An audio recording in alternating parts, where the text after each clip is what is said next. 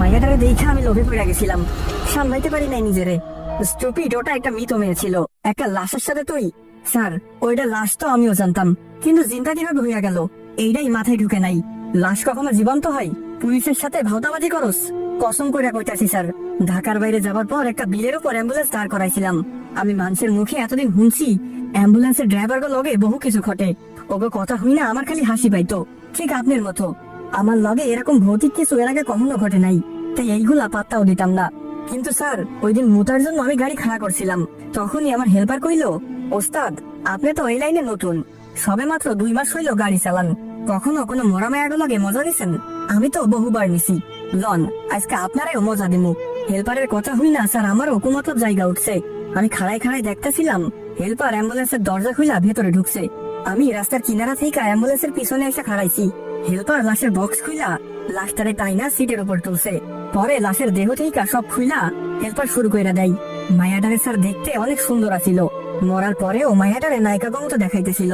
Helper কাম সেরা নামার পর আমারে কইলো যাইতে, লাশটারে দেখা আমার লোভারও বাইরা যাই, পরে আমিও যাই আর টিপটি মিটাই লই। শালা মানুষ নামে রমানুষ তোরা। আচ্ছা বল এরপরে কি হলো? পরে আমি গাড়ি থেকে নাইমা দেখি একটা গাড়ি যাইতেছে, রাত তখন 2টার বেশি, গ্রামের রাস্তায় এত রাতে গাড়ি, অর্থাৎ পুলিশ। আমি পুলিশের গাড়ি হইবা তাড়াতাড়ি অ্যাম্বুলেন্সের ঢাকনা লাগাই দিছি। ভেতরে যে মায়াটারে বক্সে ভরি নাই এইটা আমার মাথায় নাই। দরজা লক কইরা স্যার আমি সামনে যাইয়া বসি, পরে অ্যাম্বুলেন্স স্টার্ট করতেই দেখি একটা মুরগির গাড়ি যাইতাছে। পুলিশ হইবা ডরাইয়া গেছিলাম, পরে একটা সিগারেট ধরায় আমি গাড়ি টান দিতেই পেছন থেকে কাকে বইলা উঠলো, গাড়ি থামা। বিশ্বাস করেন স্যার, এত ভয়ঙ্কর আসছিল কণ্ঠস্বর। আমি তাকাই হেল্পারের দিকে, হেল্পার তাকায় আমার দিকে। কিছু বুঝা ওঠার আগেই অ্যাম্বুলেন্সের কাজ ভেঙ্গা সে মায়াটা আমার ঘাট ধরে বসে। এরপর তো কইলামি স্যার, লাভ মাইরা আমি আর হেল্পার গাড়ি থেকে নিচা পড়ে যাই। হুশ আসিল না আর। জ্ঞান ফেরার পর দেখি অ্যাম্বুলেন্স খালি। কসম স্যার, এর বেশি আমাকে কিছুই জানা নাই। ইন্সপেক্টর জয়নাল পুরো ঘটনা শুনে কিছুক্ষণ চুপ থাকে। সকাল থেকে ড্রাইভার আর হেল্পারকে ডান্ডা পেটা করে হাতাকাটা গেঞ্জি আর হাত প্যান্ট পরিয়ে বসিয়ে রেখেছে। পুরো থানা যখন নীরব, তখনই থানায় ওই মরা মেয়েটার পরিবার উপস্থিত হয়। ইন্সপেক্টর জয়নাল ব্যাপারটা নোটিস করার আগেই মরা মেয়েটার বাবা অর্থাৎ আকবর সাহেব চিল্লানি দিয়ে বলে, আমার মরা মেয়েটার লাশটাকে কোথায় লুকাইছস বল। এরকম ধমক দিতে দিতে আকবর সাহেব দৌড়ে এসে ড্রাইভারের কলার ধরে। ইন্সপেক্টর জয়নাল ব্যাপারটা সামাল দিতে চাইলেও ব্যর্থ হয়। আকবর সাহেব প্রচুর রেগে আছেন। উনি ধস্তাধস্তির মধ্যে ড্রাইভারকে আরো একটা লাথি আর ঘুষি মেরে দেয়। এসব দেখে থানায় উপস্থিত বাকিরা এসে হাজির হয়। সবাই আকবর সাহেবকে সামাল দিয়ে বসাই। উনি চেয়ারে বসে এবার হুট করে কেঁদে দিলেন। কান্না কান্না স্বরে তিনি বলতে লাগলেন, আমার মেয়ের অকাল মৃত্যুটা এখনো মেনে নিতে পারিনি। কোনো রোগ নেই, কিছু নেই, হুট করে মারা গেল। আল্লাহ তার বান্নাকে তার কাছে নিয়ে যাই। গ্রামে আমাদের পারিবারিক কবরস্থানে দাফন করবো ভেবে ঢাকা থেকে গ্রামে লাশ আনতেছিলাম। তোদের উপর বিশ্বাস করে লাশ গাড়িতে তুলেছিলাম। আমরা কেউ সাথে আসিনি, তাই লাশটা বিক্রি করে দিলি।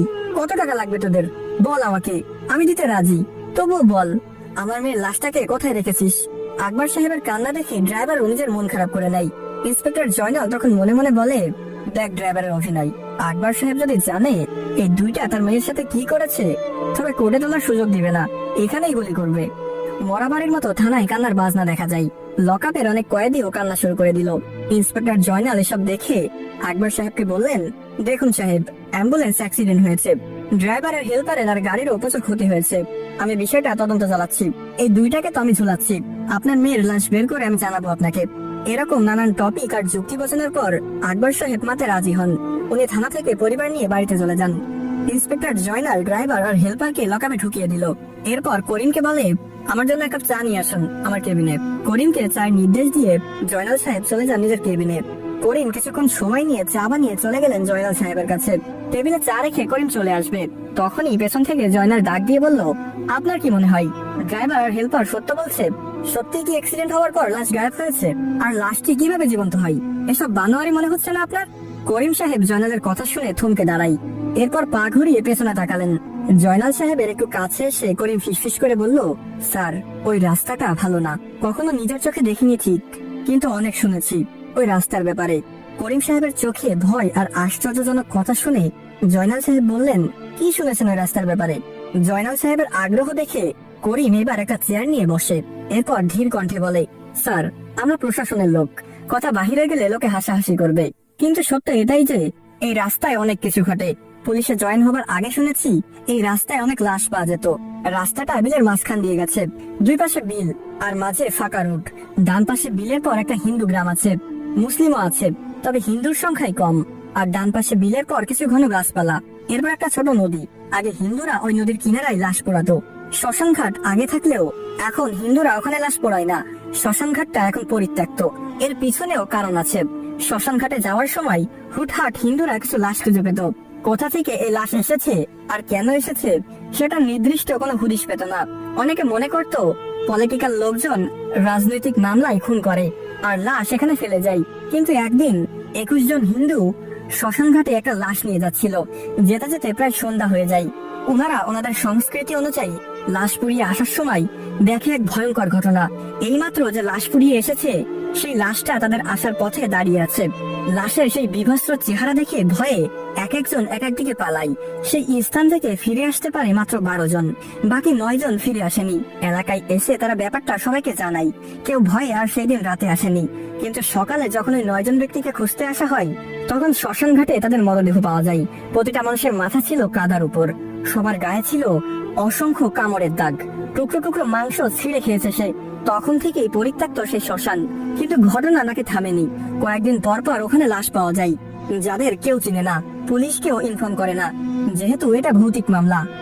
স্যার, আপনি ঠিক আছেন? হুট করে লাফ মেরে ওঠে ইন্সপেক্টর জয়নাল সাহেব। গায়ের লোম দাঁড়িয়ে গেছে ওনার। যতই বোঝাতে যাচ্ছেন তিনি ভয় পায়নি, কিন্তু করিম সাহেব ঠিকই ধরে ফেলেছে। জয়নাল সাহেবের অবস্থা দেখে করিম আবার বলেন, ড্রাইভার আর হেল্পারের কথা অনুযায়ী বিলের মাঝখানে তারা দাঁড়ায়। যদি আমি ভুল না হই তবে ওরা সেই ভয়ঙ্কর বিলের কথাই বলতেছে। আমাদের সেখানে যাওয়া উচিত। হয়তো পরিত্যক্ত সেই শ্মশান ঘাটের আশেপাশে মেয়েটির লাশ পড়ে থাকবে। করিমের কথা শুনে জয়নাল সাহেব কিছুক্ষণ স্তব্ধ হয়ে যান। এরপর অনেক ভেবে বলল, এখনই বের হই। ড্রাইভারকে বলুন গাড়ি নিয়ে আসতে। যে কথা সেই কাজ। 3 গাড়ি পুলিশ ফোর্স নিয়ে ইন্সপেক্টর জয়নাল সেই বিলে যায়। অ্যাম্বুলেন্স অ্যাক্সিডেন্ট হওয়ার স্থানে গাড়ি রেখে সবাই নেমে পড়ে। করিম জয়নালকে হাতের ইশারায় সে পরিত্যক্ত শ্মশান ঘাটটা দেখায়। জয়নাল সাহেব সবাইকে নিয়ে নেমে যায় বিলে। এরপর বিল পেরিয়ে প্রবেশ করে সেই ঘন জঙ্গলে। এরপর শ্মশান ঘাটে আশেপাশে অনেকক্ষণ খোঁজাখুঁজি করার পর একজন চিৎকার দিয়ে বলে, স্যার পেয়েছি। ওনার ডাক শুনে সবাই ছুটে যায়। শ্মশান ঘাটে না, ঘন গাছপালার সাইডে পড়ে আছে মেয়েটির লাশ। 2টা চোখ তুলে ফেলা হয়েছে, একটা হাতের অর্ধেক কামড়ে খেয়ে নিয়েছে। উলঙ্গ নিথর দেহ পড়ে আছে কিনারায়। জয়নাল সাহেব কিছু বলার আগেই করিম সাহেব বলেন, স্যার, ধারণা সঠিক। ড্রাইভার আর হেল্পার মিথ্যা বলেনি। তাড়াতাড়ি লাশ নিয়ে এই স্থান ত্যাগ করি, বলা যায় না কখন কি হয়। জয়নাল সাহেব করিমের কথা শুনে দ্রুত লাশ প্যাকেট করে। এরপর সেই স্থান ত্যাগ করে চলে আসে রাস্তায়। এতক্ষণে বিলের ডানে থাকা স্থানীয় লোকেরা জড়ো হয়ে গেছে। তারা এসে নিজেদের মাঝে নানান কথাবার্তা চালিয়ে যাচ্ছে। জয়নাল সাহেব এক ফাঁকে একজনের কথা নোটিস করেন। তিনি বলছিলেন, দেখ দেখ, আজ 4 মাস পর আবারও একটি লাশ। এই শয়তানের হাত থেকে যে কবে আমরা রক্ষা পাবো। জয়নাল সাহেব ওনার কথাটা শুনে আরো শিওর হলেন এই স্থান ভয়ঙ্কর। তিনি তড়িঘড়ি করে লাশ আর একটি অ্যাম্বুলেন্সে তুলে রওনা করেন। থানা এসে লাশটাকে পোস্টমর্টমের জন্য পাঠানো হয়। যদিও আগে মেয়েটির পোস্টমর্টম হয়নি, যেহেতু এইটা কোনো আত্মহত্যা বা খুনের কেস ছিল না। কিন্তু এখন তো এটি একটি ক্রাইমের সাথে যুক্ত হয়েছে, অতএব পোস্টমর্টম করা জরুরি। এর ঠিক 2 মাস পর বাইক অ্যাক্সিডেন্ট করা হাসিফের খারাপ অবস্থা। সন্ধ্যায় অ্যাক্সিডেন্ট করেছে, মৃত্যুর সাথে লড়াই করে যাচ্ছে সে। পরিবারের লোকজন স্থানীয় ডাক্তারের পরামর্শ নিয়ে হাসিফকে ঢাকা হাসপাতালে নিয়ে যাচ্ছে একটি অ্যাম্বুলেন্সে করে। ঢাকা যেতে আরো 3 ঘন্টা লাগবে। তাদের অ্যাম্বুলেন্সটা মাত্র সে বিলের রোডে প্রবেশ করেছে। ঢাকা যেতে আরো 3 ঘন্টা লাগবে। তাদের অ্যাম্বুলেন্সটা মাত্র সে বিলের রোডে প্রবেশ করেছে। হাসিফের মা এবং বাবা হাসিফের পাশে বসে আছে। হাসিফের চাচা অ্যাম্বুলেন্সের সামনে ড্রাইভারের পাশে। হাসিফের চেহারা ভয়ঙ্কর রকমের আঘাত খেয়েছে। মুখের এক পাশ অর্থাৎ একটা গালের চামড়া ছিঁড়ে রক্তাক্ত হয়ে আছে। ঠোঁটের নিচে থেতলে গেছে অনেকটা। বাঁচার সম্ভাবনা খুবই কম। হাসিফের বাবা মাথায় হাত দিয়ে চোখ ভেজাচ্ছেন, আর হাসিফের মা হাসিফের দিকে তাকিয়ে একসরে কেঁদে যাচ্ছেন। ড্রাইভারের পাশে বসা হাসিফের চাচারও চোখ ভেজা। আদরের ভাতিজা ছিল। শুরু থেকে হাসিফকে বাইক না দেওয়ার জন্য উনি রেগেছিলেন। তবুও হাসিফের অনেক বায়নায় বাইক কিনে দিতে বাধ্য হলো সবাই। আজ সেই বাইক হাসিফকে মৃত্যু অব্দি নিয়ে এসেছে। রাত 11:21। শুনশান বিলের মাঝখান দিয়ে যাচ্ছে এই অ্যাম্বুলেন্স। আর অ্যাম্বুলেন্সের ভিতরে লুকিয়ে আছে নানান বেদনাদায়ক গল্প। কিছু দূর আসার পর অ্যাম্বুলেন্সের ড্রাইভার খেয়াল করে 2 জন মহিলা বোরকা গায়ে রাস্তার পাশে দাঁড়িয়ে আছে, অনেকটা দূরে। তারা গাড়ি সিগন্যাল দিচ্ছে। ওদের দেখে হাসিফের চাচা বলে, আহারে, 2 জন মহিলা এত রাতে রাস্তার কিনারায় দেখো, ওদেরকেও তুলে নাও, হয়তো কোনো বিপদে পড়েছে। হাসিফের চাচার কথা শুনে ড্রাইভার বলল, চাচা ওদিকে না দেখার ভান করুন। কথাটা বলেই অ্যাম্বুলেন্স ড্রাইভার গাড়ির গতি বাড়িয়ে দেয়। হাসিবের চাচা অবাক হয়ে ড্রাইভার দিকে তাকায়। ড্রাইভার পুরো স্পিডে সে মহিলাদের ওভারটেক করে চলে যায়। হাসিবের চাচা কিছুটা বিরক্তিভাজন হয়ে বলল, আরে আজব তো, ওদের সাহায্যের দরকার ছিল। ড্রাইভার মুচকি হেসে বলে, সামনে তাকান। ড্রাইভারের কথায় হাসিবের চাচা সামনে তাকাই, আর তখন উনি যা দেখেন তা ওনার শরীরের রক্ত চলাচল যেন বন্ধ করে দিচ্ছিল। সেই দুইজন মহিলা গাড়ি সিগন্যাল দিচ্ছে, অথচ কিছুক্ষণ আগে অ্যাম্বুলেন্স তাদের ফেলে এসেছে। তারা আবার সামনে কিভাবে এলো? ড্রাইভার এখনো অ্যাম্বুলেন্সের গতি বাড়িয়ে সেই দুজন মহিলাকে ওভারটেক করলেন। হাসিবের চাচা এতক্ষণ পর ব্যাপারটা আমলে নেন। উনি তড়িঘড়ি করে একটা সিগারেট বের করেন আর সেটিতে আগুন জ্বালাই। ড্রাইভার মুচকি হেসে হাসিবের চাচাকে বললেন, আপনার নাম কি? হাসিবের চাচা সিগারেটের টান দিয়ে শান্ত স্বরে বলল, ইয়াসিন।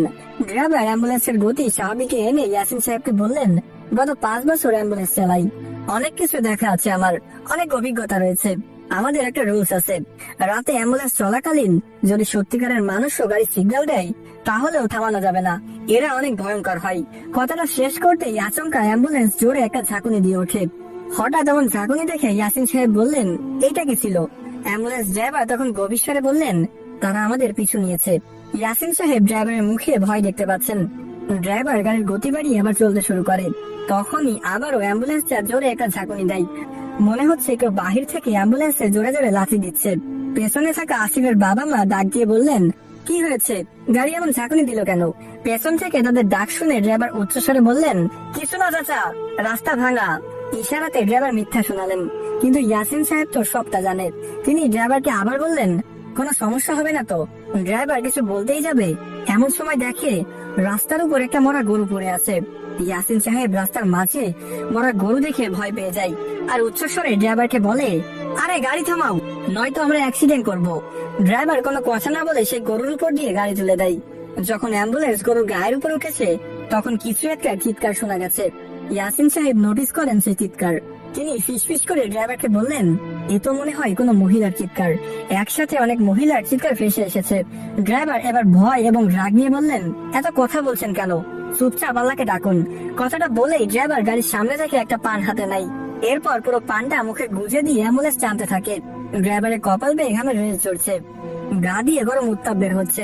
ইয়াসিন সাহেব ড্রাইভারের হাতের দিকে তাকিয়ে দেখে ড্রাইভারের হাতটা প্রচুর কাঁপছে। ইয়াসিন সাহেবের মনে দুইটা ভয়, 1 ভৌতিক, 2 ভয়ের কবলে পড়ে ড্রাইভার যদি অ্যাক্সিডেন্ট করে।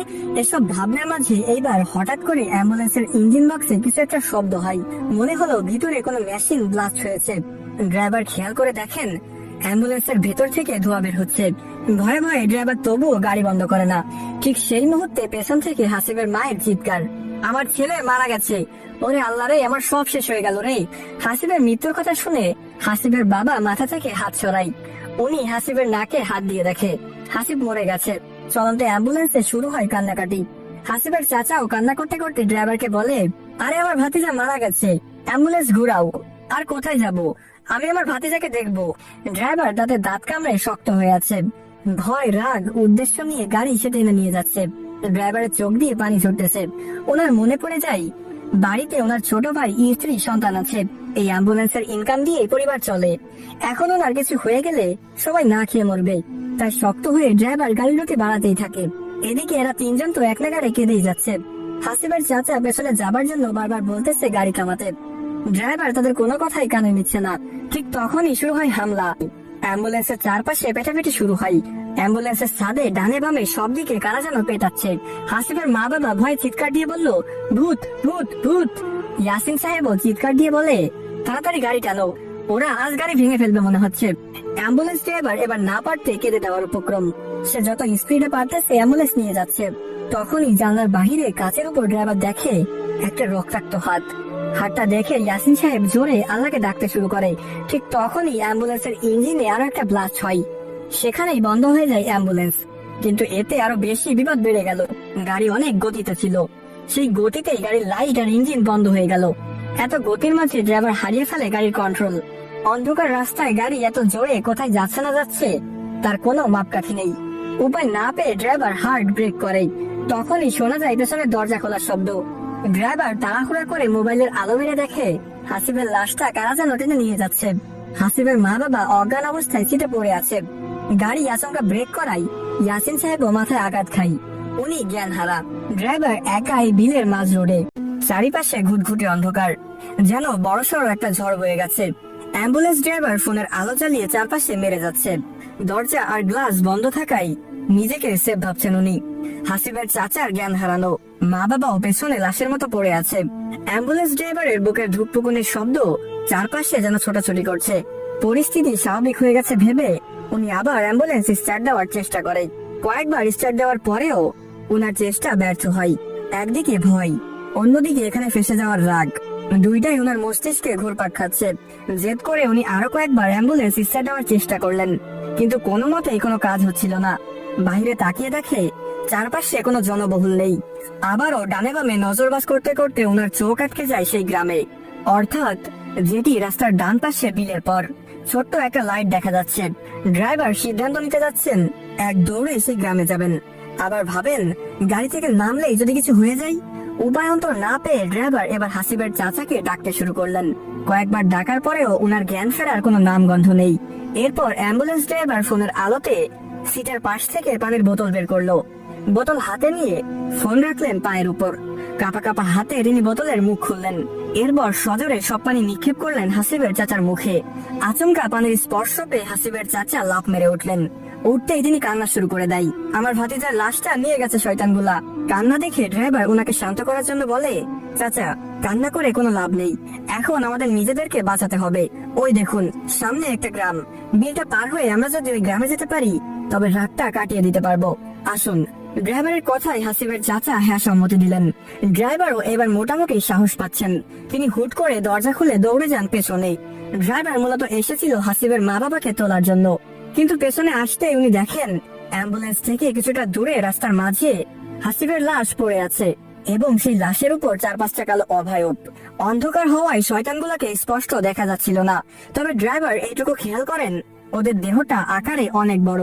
4-5 জন মানুষকে একত্রিত করলে যতটা লম্বা হবে ঠিক ততটা গায়ের গঠন। অ্যাম্বুলেন্স ড্রাইভার তাদের দেখতে পেয়ে হুঁশ হারিয়ে ফেলে, মূর্তির মতো সেখানেই দাঁড়িয়ে যায়। এদিকে সেই বিশাল আকারের শয়তানগুলা হাসিবের দেহ ছিঁড়ে ছিঁড়ে খাচ্ছে। হাসিবের চাচা তখন বেরিয়ে এসে বলেন, কি করছেন আপনি? কথাটা শেষ হতে না হতে উনি দেখেন ওই অশরীরীদের, কিন্তু এতক্ষণ ঠিকই ছিল। এখন হাসিবের চাচার কণ্ঠস্বর শুনে সেই অশরীরীরা তাদের দিকে তাকাই। অ্যাম্বুলেন্স ড্রাইভার প্রায় কান্না করে দিচ্ছিল। বাঁচার যেন কোনো উপায় বাকি রইল না। ওদের চোখটা সাদা বর্ণের, পুরো দেহে শুধু চোখ দুইটা জলজল করছে। সেই মুহূর্তে ড্রাইভারকে চমকে দিয়ে হাসিবের চাচা চিৎকার মেরে বললেন, আল্লাহু আকবার, আল্লাহু আকবার, লা ইলাহা ইল্লাল্লাহ। দূর হয়ে যা শয়তান। এইভাবে আল্লাহর কালাম উচ্চারণ করতে করতে হাসিবের চাচা এগিয়ে আসে। তখনই চোখের সামনে সেই অশরীরীগুলা কেমন বিরক্ত হয়ে যায়। রাস্তার ঠিক মাঝখানে তারা হাসিবের দেহটাকে ছিঁড়ে খাচ্ছিল। হাসিবের চাচার মুখে আল্লাহর কালাম শুনে তারা বিদ্যুতে এক চিৎকার দেয়। এটি সেই চিৎকার যা তারা কিছুক্ষণ আগে শুনেছিল, অর্থাৎ গরুর গায়ের উপর অ্যাম্বুলেন্স তোলার পর যে ভয়ঙ্কর চিৎকার শুনেছে, ঠিক সেই শব্দ। ড্রাইভার ভয়ে এবার নিজে জ্ঞান হারানোর উপক্রম। জীবনে সে অনেক অশরীরী দেখেছে, অ্যাম্বুলেন্স ড্রাইভিং বয়সে হাজার কিছুর অভিজ্ঞতা হয়েছে, কিন্তু এমন দৃশ্য, এমন পরিস্থিতি, এমন ভয় তিনি কখনোই পাননি। এদিকে অশরীরীগুলা চিৎকার দিতে দিতে হাসিবের লাশটাকে ধরে টানতে থাকে, নিয়ে যেতে থাকে রাস্তার বাম পাশে, অর্থাৎ বাম পাশে বিলের দিকে। এই সুযোগে হাসিবের চাচা দৌড়ে এসে ড্রাইভারকে ডাক দেয়, কিন্তু ড্রাইভার হয়ে আসছে পুরো মূর্তি নেই। হাসিবের চাচা ড্রাইভারকে কয়েকবার ধাক্কা দিতে ড্রাইভার হুঁশে আসে। এরপর দুজন মিলে অ্যাম্বুলেন্সের ভিতরে ঢোকে। হাসিবের চাচা জোরে জোরে দোয়াদুরুদ পড়ে যাচ্ছে আর হাসিবের মা বাবাকে ধাক্কাচ্ছে। ড্রাইভারও হাসিবের মা বাবাকে তোলার জন্য ডেকে যাচ্ছে। কিছুক্ষণ ডাকাডাকি আর ধাক্কাধাক্কি করে সফল হয় তারা। ওনারা উঠেই ভয়ে চিৎকার শুরু করলেন। ড্রাইভার এইবার নিজের ফোন বের করে।